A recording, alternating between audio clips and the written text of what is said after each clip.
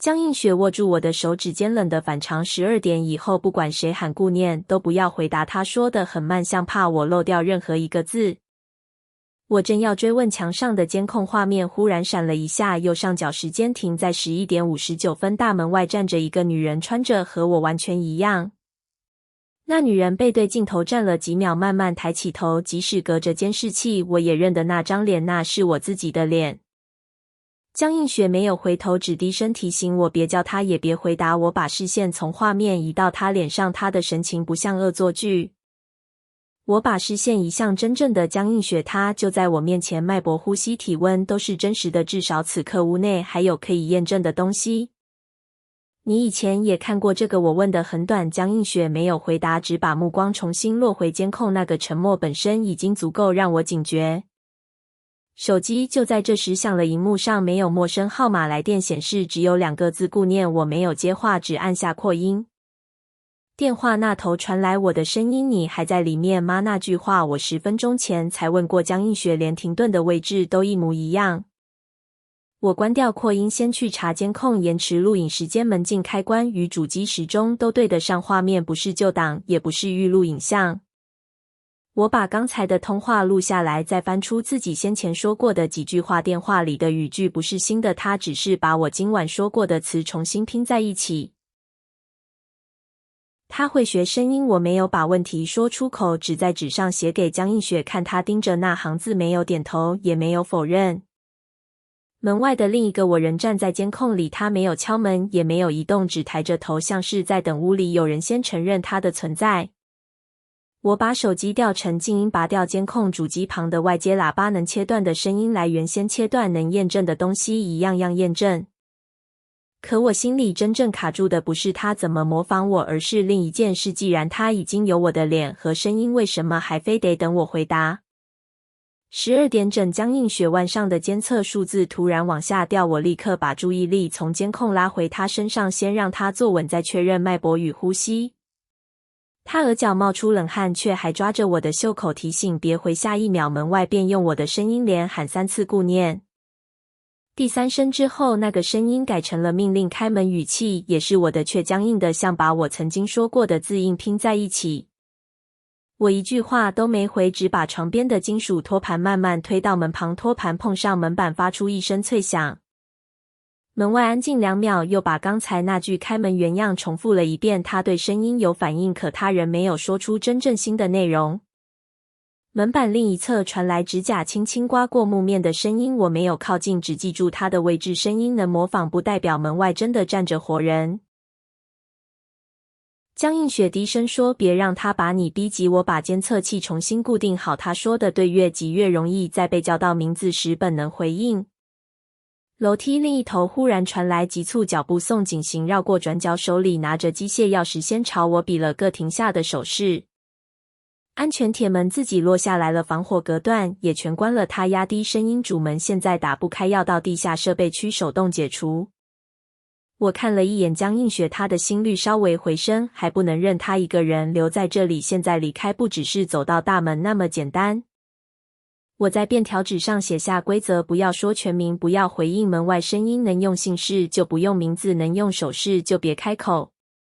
宋景行看完點了點頭，江映雪也把手從我袖口鬆開。從這一刻起，我們不再把屋裡任何聲音當成理所當然的真人。走廊盡頭的鐵門發出沉重卡鎖聲，唯一能離開這棟宅子的路被逼到了地下。我們才走出房間，走廊另一端又出現一個宋景行，他停在陰影裡，和我身旁的人穿着一樣，連神情都幾乎一致。2個宋景行同時指向對方，他是假的。2句話重疊在一起，我立刻抬手示意2個人都閉嘴，誰都別解釋，我只說這一句，讓他們分開站好，再各自伸出一隻手。語言已經不可靠，我只能看身體。我先摸身旁宋景行的橈動脈節律清楚，皮膚溫度正常，胸口也有自然呼吸起伏。輪到另一個時，我的指腹下沒有規律搏動，那隻手有溫度，卻像一層被模仿出來的表面，沒有真正活人的節律。我收回手，直接退到真正宋景行身側，別靠近他。這一次我不需要再聽任何自證。真正的宋景行把手收回去，沒有趁機替自己辯解，只問我能走了嗎？這種克制反而更像我剛才接觸過的那個人。我點頭，卻沒有立刻放鬆。既然他能複製一個人的外形，下一次出現時單靠臉和聲音都不能再成為證明。假的宋景行沒有衝過來，他只是盯着我，嘴角沒有表情，然後一步一步退回走廊沒有開燈的地方。快要看不見之前，他忽然用宋景行的聲音說，他每年都帶一個人回來。我轉頭看向江映雪，他沒有反駁，臉色卻比剛才更白。那一刻，我第一次把真正的懷疑從門外的東西移到他身上。如果這句話不是憑空捏造，而是他曾在這棟宅子裡聽過的內容，那江映雪每年帶人回來到底是為了什麼？我沒有立刻跟着宋景行下樓，而是轉進書房。假宋景行留下的那句話太具體，值得先查證。最底層抽屜裡壓着一本厚重訪客簿，翻到早年頁面時，我停了下來。10幾個外來者姓名全被黑墨反覆塗到看不出原字。我抱着訪客簿回到江映雪面前，把那一頁攤開。你要我守規矩可以，但如果你知道有人因此出事，我要知道原因。江映雪沉默很久才開口，以前江家確實做過替名，他沒有替家族辯解，只把最重要的規則說清楚。午夜後被叫全名的人，如果回答是我，或者主動把門打開那個東西，就能借走他的名字和樣子。以前的人知道這條規則，我問江映雪說，知道的人不一定全懂，只知道午夜後不能隨便應聲，所以才留下那些零碎警告。這解釋和訪客簿上的痕跡能對上，但我仍沒有接受他的立場。我需要的不是一段家族傳說，而是能互相印證的記錄。我盯着那些被塗黑的姓名，那你呢？你每年帶人回來，還在繼續。我的語氣已經冷下去。江映雪把另一疊登記冊推給我，你自己查，近20年的訪客姓名，進入時間、離開時間全都留着。我一頁頁對每一個被他帶進來的人都有離開記錄，沒有失蹤，也沒有被抹去姓名，至少他接手之後，這套做法沒有再延續。那你為什麼還回來？我問江映雪，看向牆上的舊監控，回答得很輕，因為如果沒人守着，他會先出現在監控裡。他說之後，只要有人把老宅裡的舊物帶走，那些聲音和影子就可能跟着離開。他不是在為他人，而是在把他留在這裡。我的懷疑沒有完全消失，但方向已經變了。江映雪隱瞞了很多，卻不像真正的加害者。真正需要查的是早年江家到底把誰的名字抹掉，又為什麼這棟宅子到現在還在借別人的名字。書房另一側存着更舊的醫療檔案，我把年份往前推，直到每一份異常記錄都反覆出現同一個稱呼，病人7號。奇怪的是，所有和7號有關的姓名欄不是被整片剪掉，就是被黑墨塗死，連家屬欄也被人刻意處理過。我把早年的建民事故年份一筆一筆標在紙上，再對照檔案墨跡，每次事故前後7號的資料都會被重新塗一次。那不是單純整理檔案，有人像是害怕他的名字留下來，一次次確保他只能叫7號。我把幾頁紙並排放開，塗黑的位置深淺不同，顯然不是一次完成，有人隔了很多年還在反覆確認這個名字不會重新露出來。如果7號只是普通病例，沒必要做到這種程度。真正被封掉的也許不是一份病例，而是一個人的存在。宋景行從櫃後找出老宅最早的平面圖，攤在桌上。現在的地下室少了一間房，他指着一個被後來牆體吃掉的區域。那個房號正好出現在病人7號的舊記錄上。我把圖紙收好，第一次有了明確方向，真正的源頭可能就在那間被封掉的治療室。我們往地下樓梯走時，前方轉角忽然站着另一個我，這一次他不在監控裡，也不在門外，他就在屋內。他沒有追，只隔着長走廊看着我一遍又一遍，問顧念是你嗎？我沒有回答，他明明已經有我的臉，卻還在要求我親口承認這件事比他出現在屋裡本身更重要。我用指節在牆面敲了3下短音，再1下長音。宋景行照着回敲，從現在開始，至少我們有一套不需要開口的新辨識方式。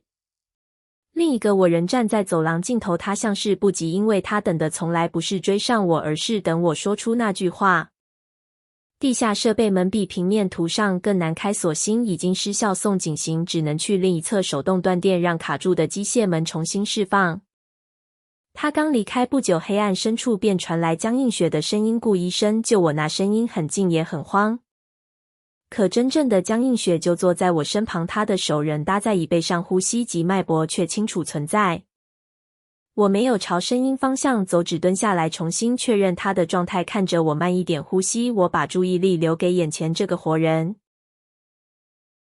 江映雪抓住椅背，低聲問我：“那個聲音像不像我？”我只回她像，但不是現在的你。只要身旁的生理反應還在，我就不追聲音。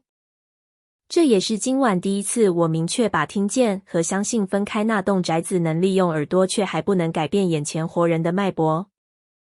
深處的求救聲又響了一次，連語氣都像真的，可它沒有帶來任何我沒聽過的新資訊，人只是把屋裡的話換了位置。幾分鐘後，牆另一頭傳來我們約定的敲擊，三短一長，我回敲同樣的節奏，宋景行才從轉角現身。這裡有東西，他沒有喊名字，只把從舊通風道裡取出的錄音帶和一把小鑰匙放到我手上。舊錄音機還能轉，我按下播放後，先聽見急促敲門聲，接着是一個年輕女孩哭到發顫的聲音：“我叫江婉堂，你們開門！”我叫江婉堂，她一遍遍重複自己的名字，像怕門外的人真的把她抹掉。另一道成年人的聲音冷冷壓過她：“不准再叫這個名字，從今天起只叫病人7號。”我的手停在錄音機旁，病人7號第一次有了真正的名字，江婉堂。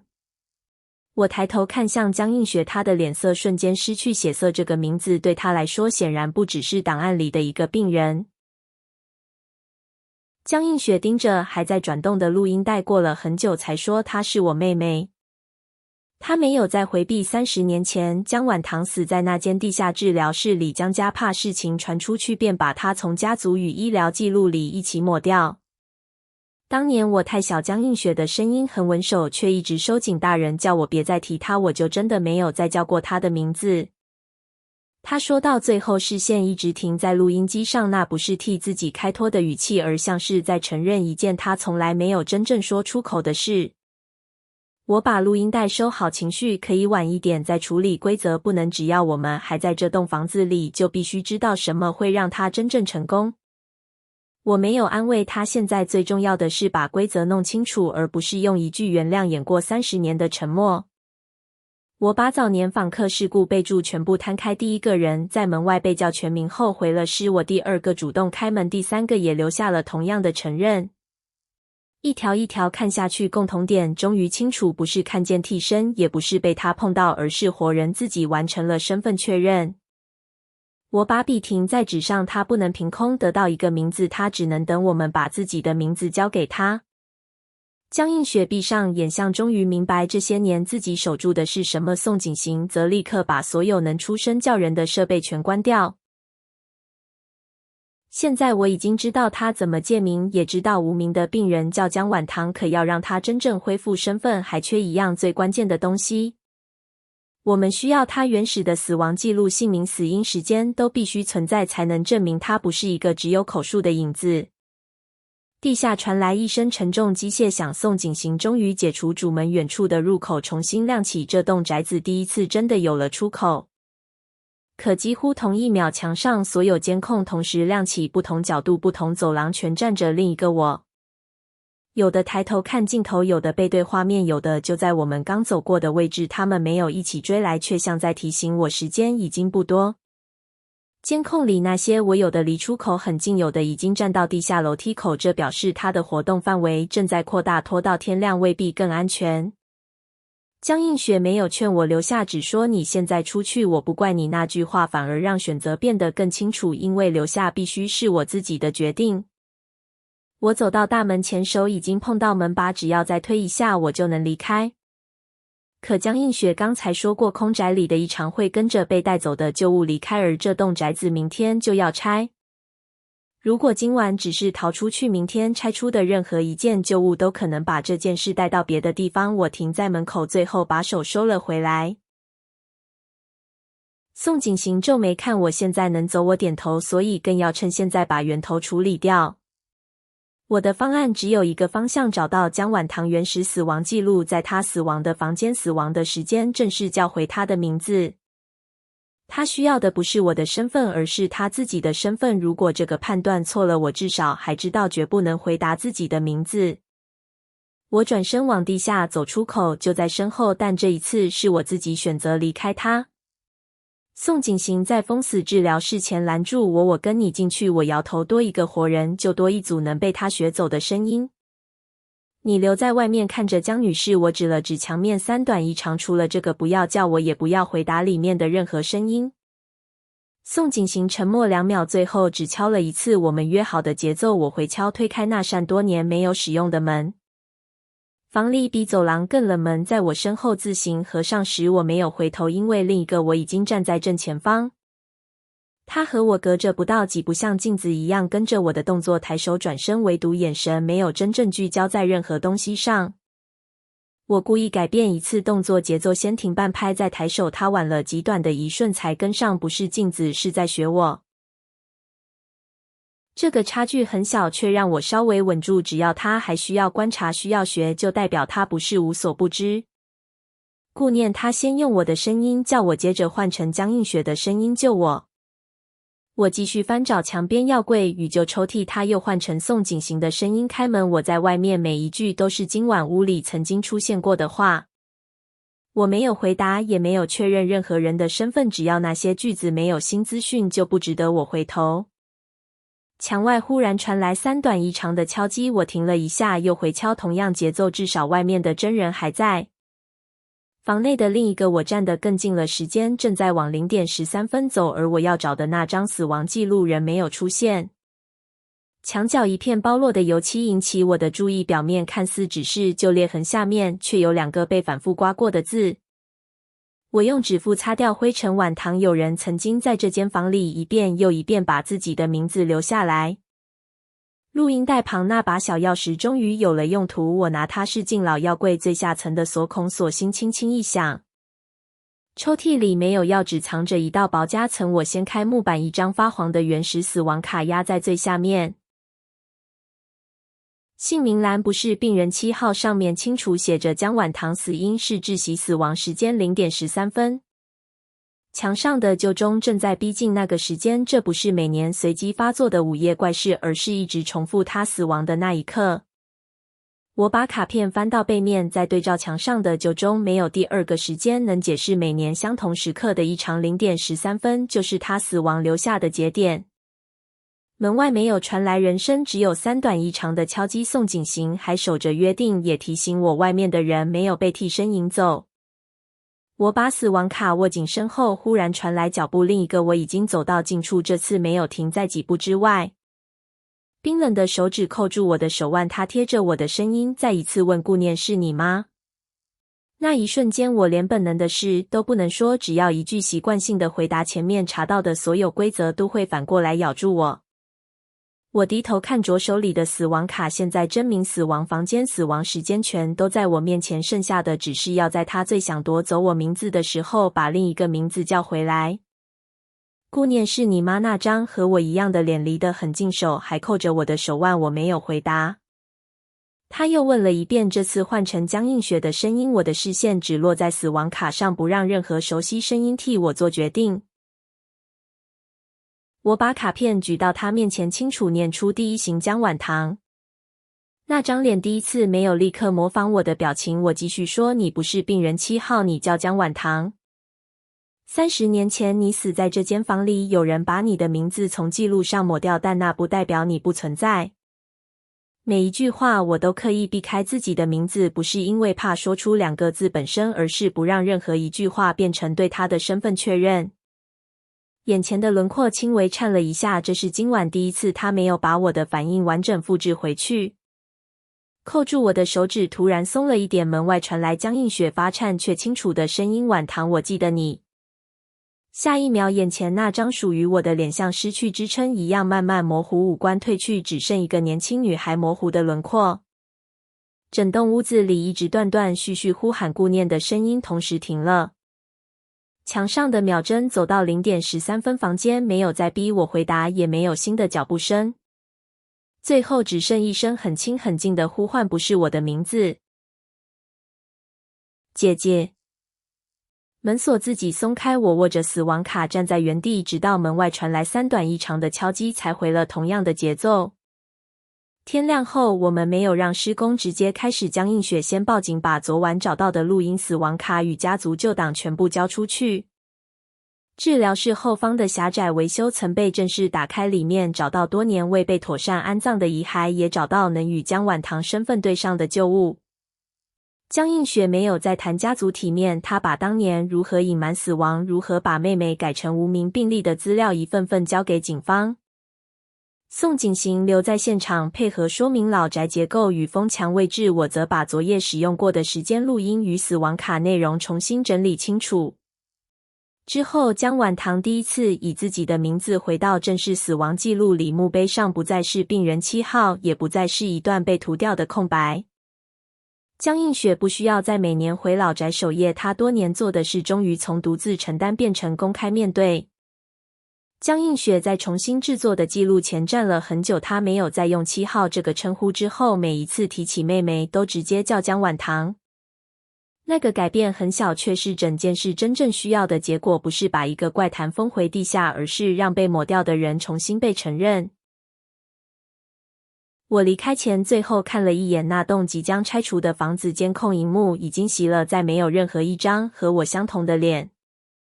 坐上車後，我翻開手機，昨晚那通由顧念打來的來電記錄消失得乾乾淨淨，像從未存在。可錄音資料夾裡多了一段不到1秒的檔案，我點開後只有一個很輕的聲音：謝謝。我沒有再回頭，那不是新的邀請，也不是另一個名字在叫我。對我來說，這件事終於真的結束了。